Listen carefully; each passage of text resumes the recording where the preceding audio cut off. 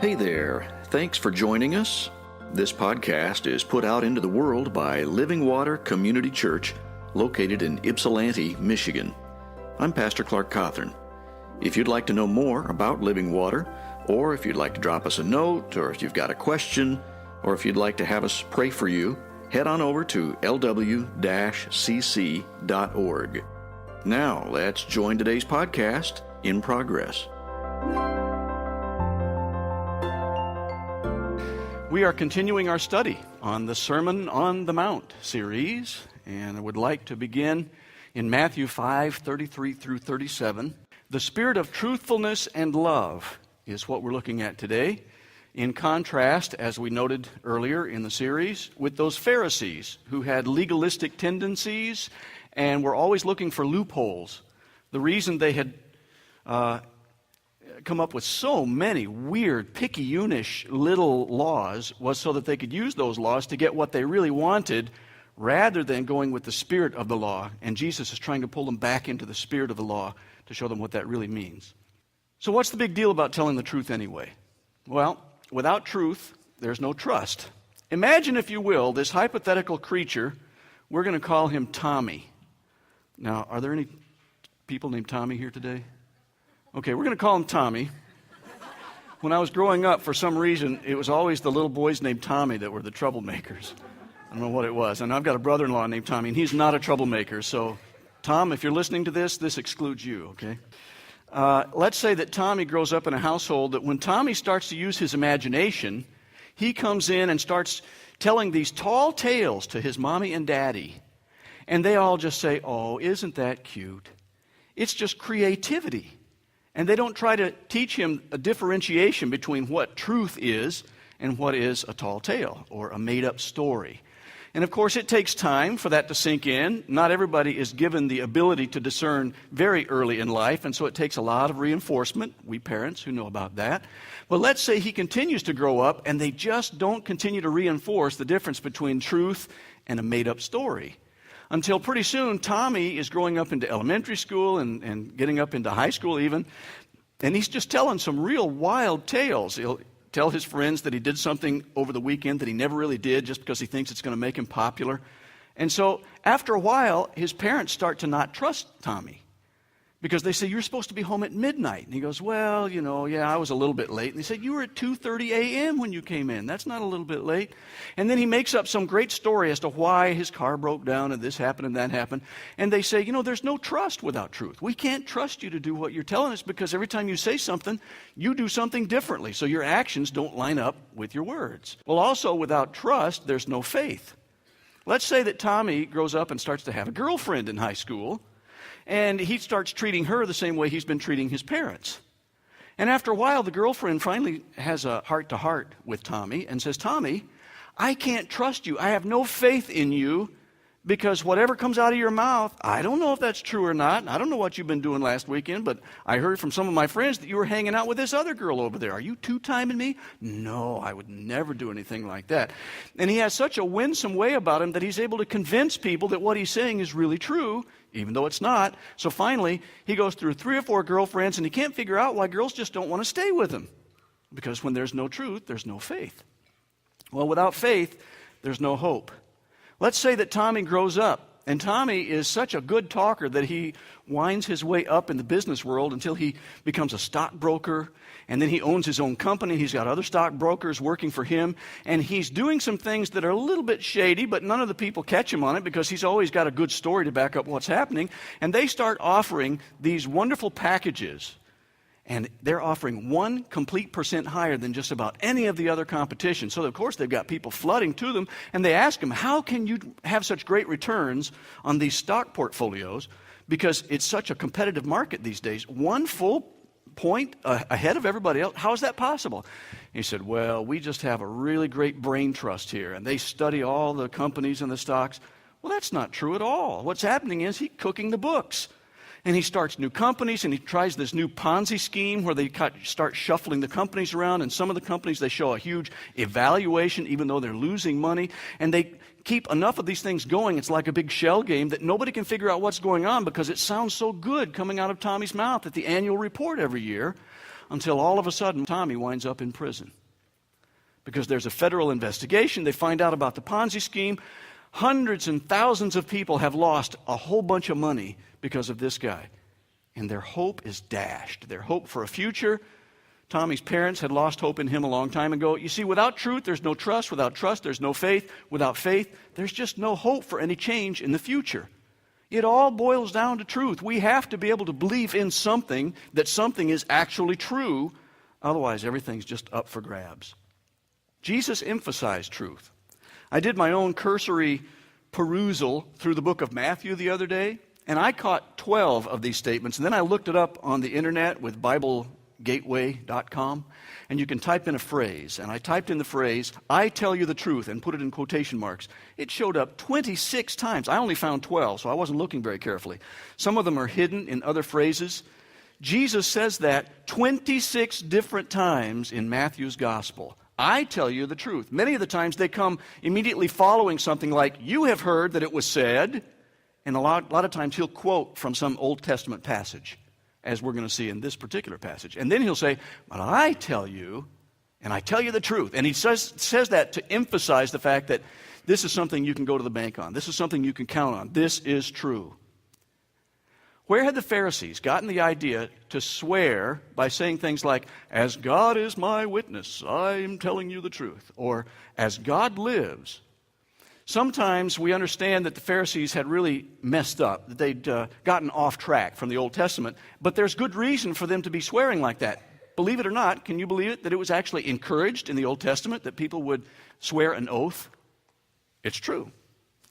Talking about truth. In Deuteronomy 10:20, "Fear the Lord your God and serve him. Hold fast to him and take your oaths in his name." And I emphasize that to show you that it was actually encouraged of the Hebrew people earlier in their walking with God, because apparently there was something that had to do with a fear of a deity that was greater than they were. And there's good reason for that. True wisdom starts when we start to fear God. Isn't that right? But sometimes if there was a number of deities, like Baal worship, you remember that wonderful thing about Elijah, and they had the Baal worship, and all these people were out there trying to get Baal to pay attention, and they would whip themselves and think, maybe if we make enough noise, and if we cut ourselves and hurt ourselves, maybe our God will come in and spare us, because they were going to do penance, so to speak. They were afraid that if they did something wrong, if they weren't telling the truth, that deity would come down and punish them somehow. That's kind of where some of this started to come from. But God actually encouraged the children of Israel to make an oath in his name back then. He's saying, if you're going to make an oath, make it in my name, because I am the one who's the most powerful. I am Yahweh. I am God, the creator of the heavens and the earth, and I am more powerful than any man-made God anywhere, so you might as well swear to the one that really matters. Another passage that reveals that, there are about 6 in the Old Testament. I'm just going to reveal a couple of them here. Jeremiah 12:16 and 17. "And if they learn well the ways of my people and swear," there's that term, swear, like swearing an oath, making a promise, a pledge, "swear by my name, saying, as surely as the Lord lives, even as they taught my people to swear to Baal," meaning on my honor, upon Baal's altar, I swear to you, this is true. They would say phrases like that. He says, no, you need to say, as surely as the Lord lives, or in God's name, as God is my witness. Today they might say, I swear on a stack of Bibles, this is true. He's saying, we want to make sure that you're swearing, but you're doing it in the proper context, because you recognize that God is the one who knows truth. Then they will be established among my people. That was not the real problem, though. The real problem was not following through on the pledge.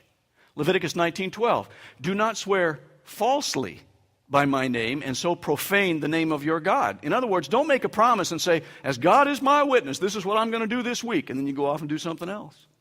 And you'd say, that's taking God's name in vain. That's really where that phrase comes from. Numbers 32, "When a man makes a vow to the Lord, not if but when, or takes an oath to obligate himself by a pledge, he must not break his word." Jesus is starting to get to the heart of the matter, and that is, keep your promises. Let your yes be yes and your no, no. If you're going to do something, and you say you're going to do it, do it. Follow through on it. There are all kinds of odd oaths, and there's this wonderful thing called the Mishnah, where they compiled a lot of these things. There's a whole section dedicated to oath making and taking, and it's really a fun read. If you want to look it up on the internet sometime, type in a Google search on Mishnah, S-H-N-A, and then comma, and then oaths. And there's a whole section. It's just really incredible. They would say things like, on the temple of Jerusalem, I'm telling the truth. They thought, okay, I'll swear by the temple, but since I'm not swearing on the God who is over the temple, I'm okay, I'm not really obligated. It's like having your fingers crossed behind your back. Or, by my beard, I'm telling the truth. By my goatee, I'm telling the truth. As gray as my beard is now, if it doesn't turn any grayer. As I live and breathe. I used to have a guy who used to say that. He's from down south, and you'd have these people that would say, well, as I live and breathe. Have you ever heard that expression? That comes from oath-taking. That's what they would say. As I live and breathe. As I live and as I take my breath every day of my life, I am telling you the truth. On the honor of my pet ferret. That's how silly this stuff had gotten. It's like, on my pet goldfish Spot. All these oath-takings that were just so incredibly silly that we laugh out now, they had become a big deal for the Pharisees. And that's why Jesus was seeing right through it all. He just thought, this is just crockery. This is nuts. It's like a kid going, tap, tap, no erases. I had my fingers crossed behind my back. You can't do anything about it. It's nuts. And he's saying, no, we got to get back to the heart of the matter. So he raises the bar, just like he has done in every other area we've talked about. In marriage and divorce, the heart of truth-telling is the same way. Matthew 5:33. You have heard that it was said, and he quotes the Old Testament law. He's talking about all the things that they used to be able to do and some of the weird things that they would actually swear to. By the hair on my head, by whatever, the temple, the gold in the temple, the altar in the temple. But I tell you, in verse 34, do not swear at all. Now, some people have taken this extremely literally. And if you get to the heart of the matter, and if you understand what Jesus is saying, there are still some oaths that legally we would be obligated to take. For example, if you go to court and you're a witness and they have you put your hand on a Bible and say, I solemnly swear to tell the truth, the whole truth, and nothing but the truth, so help me God. That's an oath. There were some early Quakers that used to refuse to do that. They would say, I can't say that because the Bible strictly tells me not to take an oath. That's not the intent of Christ's meaning. In fact, because of Caiaphas and the time when Jesus was at one of those mock trials, Caiaphas commanded him under oath to tell the truth, and Jesus answered him, even though he had been silent up to there. So Jesus recognized that the laws of the land must be followed, and if you take an oath in court, that's okay, but you better tell the truth if you do that. What he's saying is, if you make a promise, you better tell the truth and keep your promise. So, those were some more examples in verses 35 and 36 of the crossed fingers swearing or oath-taking. Swear by heaven, you could swear by earth, you could swear by Jerusalem, you could swear by your head. But all of those things were subordinate to Jesus, who is supreme over everything. So he's saying, why don't you just skip all that stuff and just tell the truth? If people knew you as a person of your word, you wouldn't have to be protesting all the time. I think it was Bill Shakespeare one time who said, you protesteth too much. Which means if you're constantly having to prove to people by saying, no, I swear that's true, I swear that's true. If a person says that a lot, they're probably suspect. And you can probably say, that's a person who's probably not telling the truth very much. Otherwise, he wouldn't have to say that all the time. Christ is supreme to all those things. Simply let your yes be yes and your no be no. I had a hard time with this back in college because I wanted to keep my options open. And I worked for a time with a temporary agency, Manpower. They sent me around doing all kinds of odd jobs.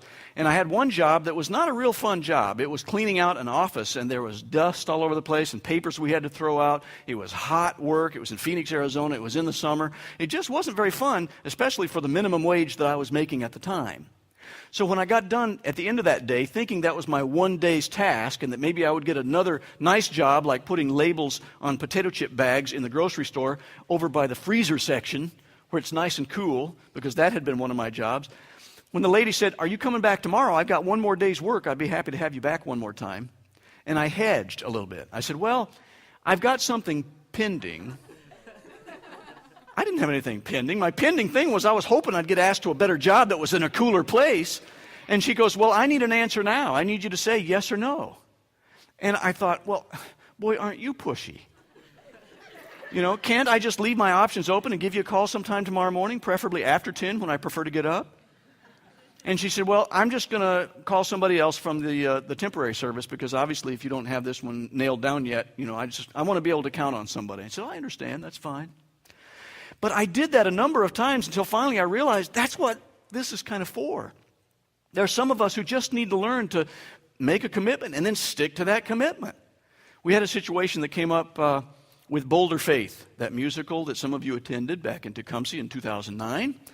We had some auditions, and some of the people who auditioned were really good. We had a couple of auditioners that when we first saw them read for the very first time, they put a lot of emotion into that part. And the four of us who were making the judicial decision about which people to cast in which roles, we would see one of them and say, oh, this person would be such a good so-and-so because they can just nail that part. And one of the little girls who could have done a really good job got the part. We gave it to her. We gave her the script. She was supposed to sign up and come back, on the first rehearsal date for our table reading. And she sent word with somebody else to say, well, she's not going to be able to do the play.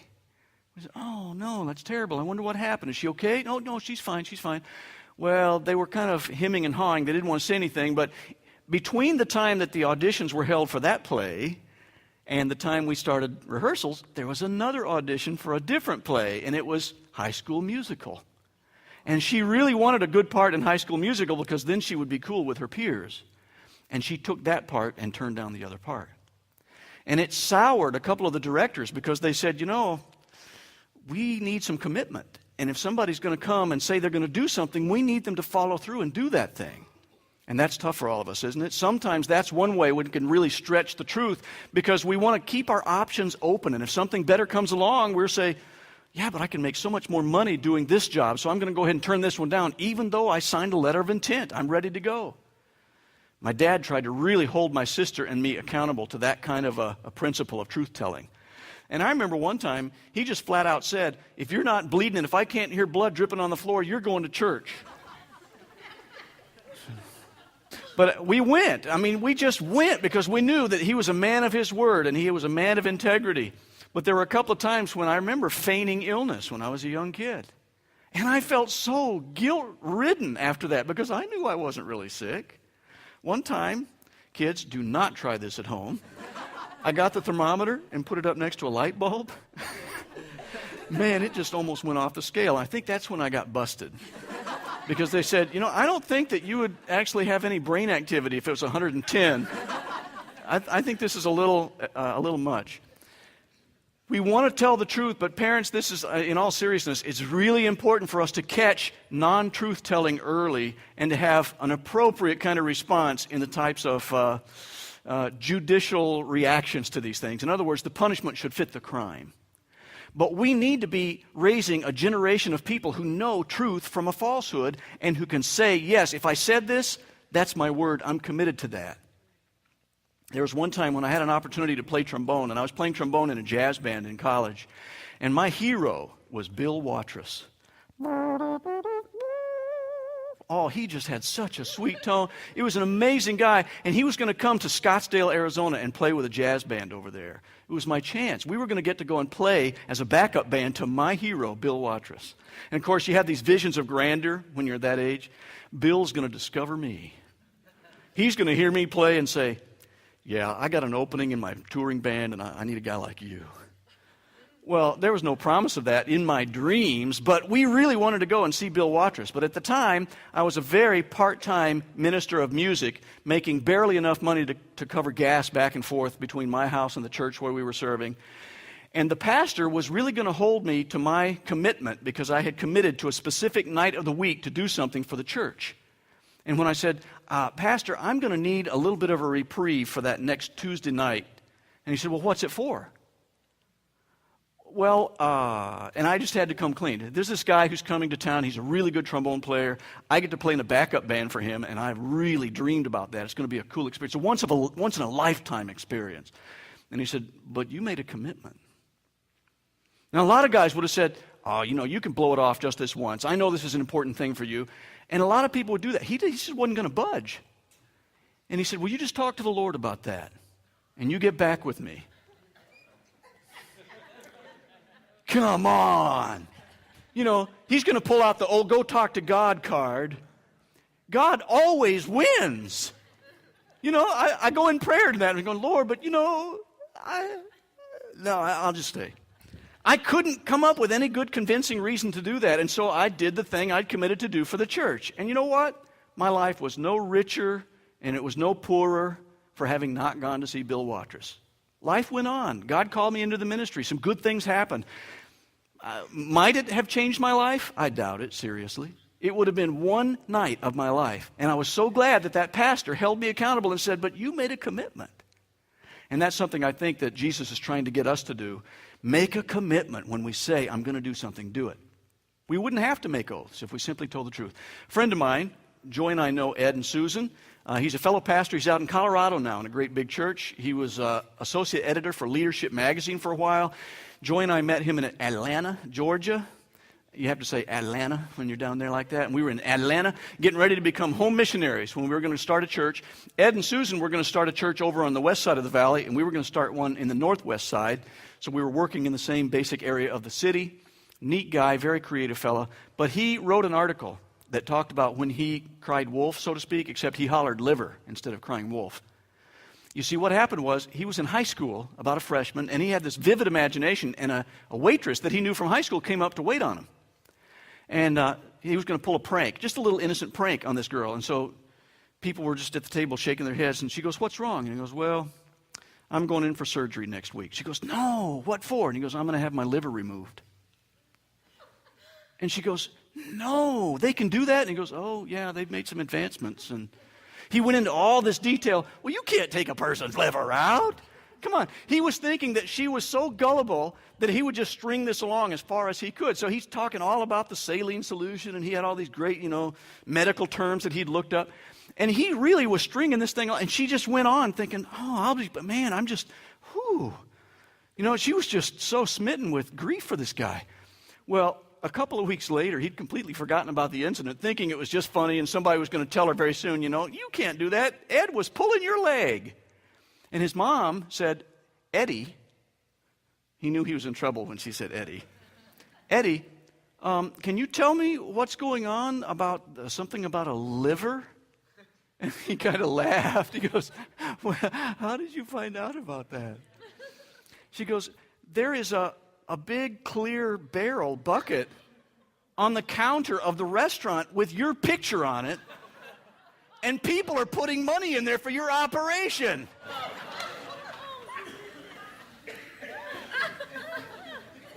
He didn't think it would go that far. So he had to do some splaining. You got some splaining to do, Eddie. So don't cry liver, folks.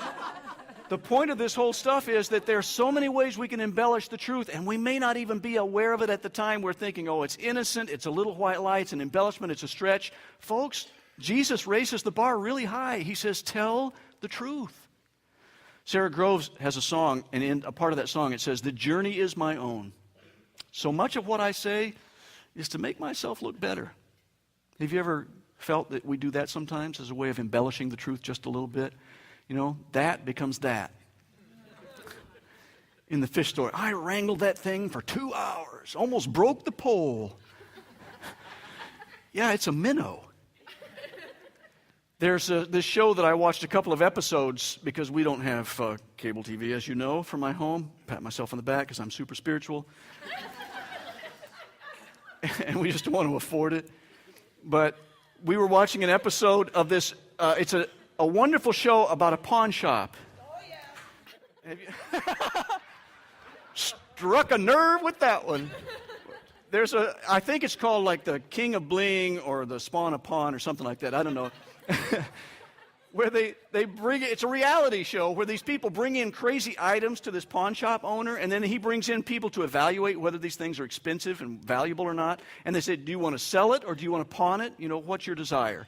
And of course, everybody thinks that what they've got is going to just settle their retirement. They'll be able to pay off the kids' education and their house and buy a new Mercedes, all because of this baseball card. And so they think it's really cool. And so they bring it in. This one guy comes in and brings a violin. It's a little bit worse for wear, but it's in not terrible shape.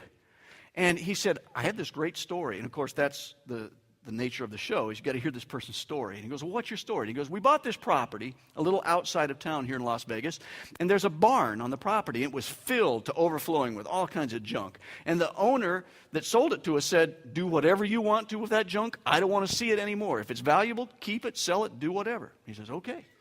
So we were unpiling. We put a whole bunch of them into some dumpsters. We had them hauled off to the landfill. But there were a few items that caught our eye. And one of those items was this violin. And when I got a flashlight and peeked inside, there was a label. And guess what the label said? Stradivarius. The holy grail of barn finds. And so, of course, this guy who doesn't know a thing about the violin says, I know a guy. I'm going to call this guy. He knows violins and stuff. He's going to take a look at it for you. It's going to be cool. So he calls this guy. He comes in to examine it, and he starts looking it all over, and then he shakes his head a little bit, and he goes, well, I've got good news and bad news. Which do you want first? The guy goes, well, I want good news. And he goes, the good news is this is a decent violin, and it plays pretty well. He goes, but it's a copy. It's a knockoff. And although it has a pretty good tone, you could probably get maybe $800, possibly $900 on today's market for this violin. His hopes were dashed. Because you know what? Just because something has a label doesn't necessarily mean that that's true. Isn't that a commentary on what Jesus is saying about us, who are labeled by his name? Those of us who call ourselves Christians, little Christs. Ouch. That one convicted me because, I have a tendency to embellish the truth. Storytellers love to embellish the truth. I'm going to go for the laugh. And we stretch it a little bit. I told one story, and I'm sure it's going to get better with the retelling, but I came in after I had driven. I got in my car, and I pushed on the accelerator and went all the way out to Spring Arbor. And when I'd gotten there, I told this story, and I said, a weird thing happened as I was changing lanes to get in the left lane. I pushed the little windshield wiper squirter to get that windshield wiper fluid washer fluid onto my windshield. And you know how for just a split second you really can't see a whole lot because it's just kind of cloudy until the wipers do their job. And I thought that I had checked the lane pretty carefully and it looked like it was clear. So as I was merging onto the freeway, I was getting up to speed. It was 70-mile-an-hour speed limit. And I was up to 70, and then that thing cleared, and I looked ahead, and I saw the front end of a semi-truck in my lane. And my heart, for a very split second, went, That's what my heart looks like when it does that. See how I'm embellishing the truth? But then a split second later, I realized it was going the same speed I was. It was on a wrecker. It was being pulled in that same direction. Well, you can tell that story in a certain way that you can get maximum effect. And when I see Jesus talking to all these crowds and all the truth-telling that he's doing, he says some things metaphorically that are important, and he does some things for the purpose of exaggeration because that was the storytelling style of the day. But I tell you what, when he got down to the brass tacks of that which was the most important things, including, I am the Son of God, I am one with my Father, some of those things, you can take them to the bank because Jesus was the embodiment of truth. That's why he can put capital T, I am the truth, and the way, and the life. We can count on that. And every time we look through the New Testament, as we're seeking to become truth-telling people, we can look at Jesus' character and emulate him, knowing that it's not just copying him, but we have a new life through Christ when we accept him so that his Holy Spirit is helping bring out those character qualities, including convicting us when we've strayed far away from the truth because he says, that was wrong. You need to go and make that right. They're not going to take your liver out. Let me wind up with a story, and then we're going to have a very special event in the life of our church. Teresa's story. I met a lady out in Tecumseh, and her husband played drums, so we had something to discuss when we first got to discuss some things together. And Teresa told her story, her testimony. She said, my life was a mess. And I was not a very good truth teller. I snuck out the back window, and I had a lattice that I could climb down, and I was always sneaking out at 2 o'clock in the morning, and I'd carouse until 4 or 5, and then sneak back in. My parents, I didn't think, knew anything about it. I found out years later that they had a pretty good hunch, and they were praying for me. And finally, I came to this one party, and I was pretty wasted, and I showed up at this party, and this guy was a real truth teller. He was kind of prophetic in a way. And he finally just pinned me down as he listened to me talk about my life, and he said, you really got nothing to lose. Why don't you just try Jesus Christ? Because, let's face it, your life is a mess right now. So, how's that working for you? All this stuff that you're trying, how's that working for you? And she said, of course, my first reaction was, well, who does he think he is? And he doesn't know me, and blah, blah, blah. And she said, I was all upset. But the truth of what he said worked on my mind, and I couldn't get it out of my brain. And I knew deep down he was right. My life was a mess because I was trying to be my own boss, my own little g God. And I needed big G God in my life. And so I went back to him and I said, can you teach me? And so we started going to a Bible study. And a few weeks later, she came to faith in Christ. And she said, I need to learn how to be this kind of person because I can see that your life is going in a very different direction than mine. And I want to go where your life is going. And so she accepted Jesus Christ. It's a wonderful thing when that happens. She received the truth. Let's pray together. Heavenly Father, we thank you for your word. We thank you that it's always relevant. I pray that we will all become the kind of people that can be counted on, because when we say something, we mean it. That we follow through on what we've said because of your truth that lives in our hearts through the Holy Spirit. May we become the kind of people that are salt and light in our communities so that other people can look at our lives and say, I want my life to go in that direction, just like Teresa. And so go with us now as we seek to embody the truth in all we do.